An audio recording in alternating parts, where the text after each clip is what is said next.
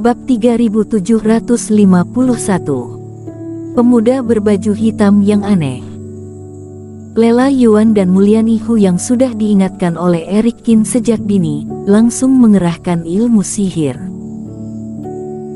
Semua orang tahu bahwa pedang ini tidak boleh diturunkan, jika tidak, begitu formasi pecah, ketiganya akan segera dikepung oleh si tua berjubah abu mereka, dan pada saat itu semuanya akan berakhir. Lela Yuan dan Muliani Hu bahkan menggunakan beberapa metode andalan yang diberikan oleh keluarga mereka.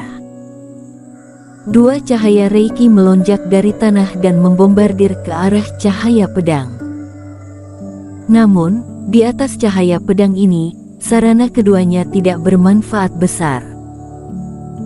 Meski kedua wanita telah mengerahkan kultivasi mereka dengan sekuat tenaga, mereka juga hanya sedikit menghalangi gerak maju cahaya pedang.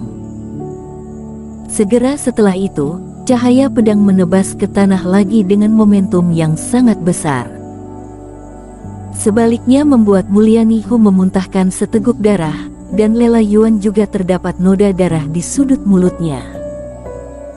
Wajah kedua wanita itu menjadi pucat, Muliani Hu bahkan lebih kesal, dan memegang batu giok di tangannya dengan erat.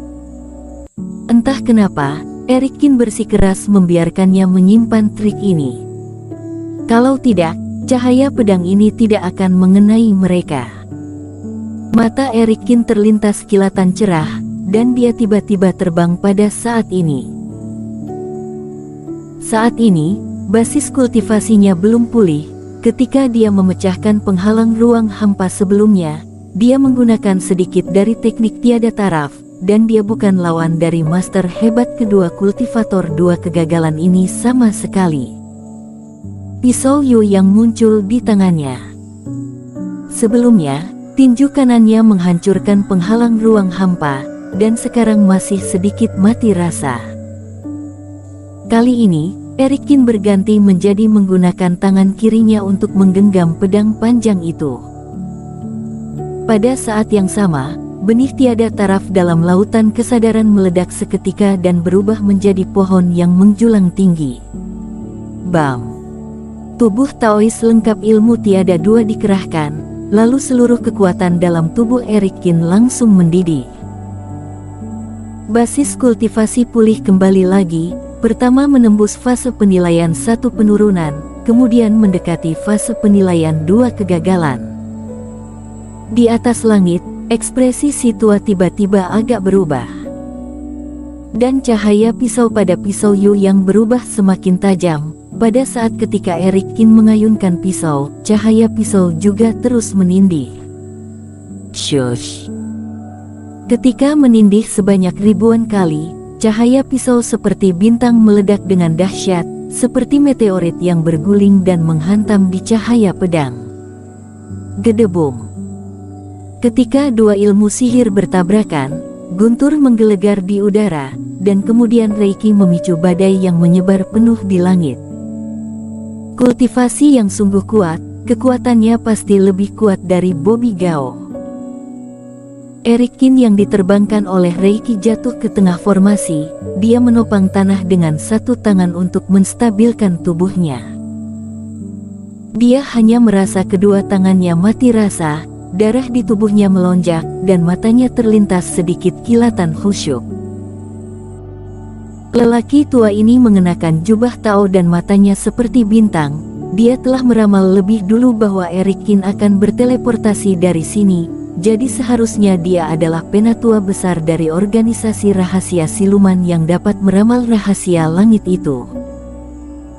Tapi juga karena tebasan dari Raja Abadi ini, cahaya pedang terbelah dua dan jatuh ke tanah di kedua sisi area ini. Ayo pergi! Merasakan bumi bergetar, dan ada dua retakan besar muncul di kedua sisi. Eric Qin tahu bahwa dia tidak bisa tinggal di sini lagi. Setelah formasi diaktifkan sepenuhnya, dia segera menghilang bersama kedua wanita. Penatua Agung, bahkan kamu pun tidak bisa menghentikan orang ini. Si tua berjubah abu dan yang lainnya tiba, dan mereka sedikit terkejut ketika melihat ketiga orang itu berteleportasi lagi. Penatua Agung adalah master puncak fase penilaian 2 kegagalan, tetapi dia bisa-bisanya tidak mampu menghentikan 3 kultivator dengan fase penilaian 1 penurunan. Tentu saja, semua orang juga sedikit kesal. Tak disangka, Erikin akan begitu licik, dia bahkan mengatur formasi teleportasi di mana-mana. Penatua Agung menarik kembali tatapannya dengan kaget. Meskipun cahaya pisau terakhir Erikin gagal menghancurkan cahaya pedangnya, tapi dia telah membelahnya menjadi 2, membuat niatnya gagal dilaksanakan. Pemuda manusia ini bisa-bisanya dapat dengan cepat meningkatkan basis kultivasinya. Sarana macam apa ini? Tidak perlu mengejar lagi. Melihat si tua berjubah abu mereka berencana untuk mengejar lagi, Penatua Agung melambaikan tangannya. Pemuda manusia ini telah memutuskan untuk menerobos tirai cahaya. Jika sekarang kita mengejarnya, waktunya pun tidak sempat lagi. Lalu apa yang harus kita lakukan? Apakah kita melihat mereka pergi begitu saja? Kata si tua berjubah abu dengan menggertakkan giginya. Mereka menghabiskan banyak energi untuk mendapatkan kesempatan menangkap 2 putri klan iblis semacam ini.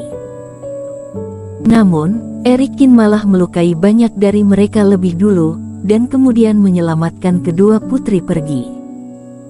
Mungkinkah mereka menyerah begitu saja?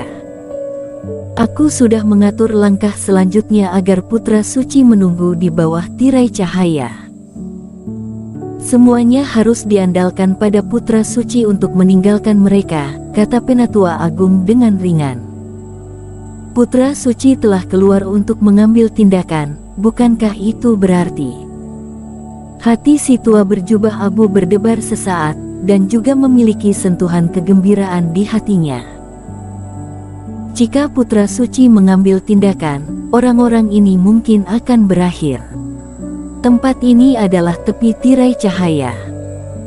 Erikin, kalian bisa-bisanya membuat pengaturan di sini sejak lama. Setelah berjalan keluar dari sisi lain teleportasi lagi, Mulyanihu sedikit terkejut ketika dia melihat tirai cahaya besar yang jaraknya kurang dari 100 mil darinya. Dia sama sekali tidak menyangka bahwa sisi lain dari formasi teleportasi akan begitu dekat dengan tirai cahaya. Lela Yuan juga sedikit terkejut ketika melihat ini. Dia masih bisa mengerti teleportasi Erikin sebelumnya, tetapi mereka belum pernah ke sini. Kapan Erikin mengatur formasi di sini? Mungkinkah itu karena pil yang disebarkan burung iblis di sepanjang jalan? Tapi pil dewa tidak bisa menghimpunkan formasi teleportasi, bukan? Ketika berjalan keluar dari formasi teleportasi, Erikin mengangkat tangannya, dan kemudian iblis Fu diam-diam masuk ke lengan bajunya. Dia memang benar tidak punya waktu untuk menggambarkan formasi teleportasi di sini, tapi iblis Fu bisa. Sejak awal, Erikin telah menentukan rencananya untuk melarikan diri ke tirai tipis, jadi dia membiarkan iblis Fu terbang ke sini lebih awal. Setelah keluar dari formasi teleportasi, ketiganya bergegas menuju tirai cahaya lagi. Erikin, apakah kamu benar-benar ingin menerobos ke hutan kabut pagi? Jika kita masuk dari sini, kita sangat mungkin dihancurkan oleh celah ruang hampa. Melihat tirai cahaya semakin besar di depan mereka bertiga, dan mereka akan dapat mendekat dalam waktu singkat, Lela Yuan berbicara dengan cemas. Alasan mengapa klan iblis berkumpul di satu tempat untuk masuk rapat terbesar adalah karena daerah itu cukup stabil, sementara tempat-tempat lain sudah pasti sangat berbahaya. Jika dianalogikan, lingkaran cahaya di sekeliling rapat terbesar itu seperti deretan tembok menjulang yang mengisolasi bagian dalam dan luar. Tempat di mana semua orang berkumpul untuk masuk setara dengan gerbang, yang khusus didirikan oleh Master Mulia dulunya untuk mereka, dan akan dibuka ketika saatnya tiba. Tapi arah yang mereka pilih sekarang setara dengan melompati tembok tinggi untuk memasuki tirai cahaya, yang tidak hanya sekali lipat lebih sulit untuk masuk, tapi mereka juga sangat mudah mati karena jatuh dari atas. Erikin mengatakan sebelumnya bahwa ada cara untuk menyelesaikan masalah ini, tetapi sekarang mereka telah terbang ke tepi, dan mereka masih tidak tahu bagaimana Erik Chen akan menanganinya.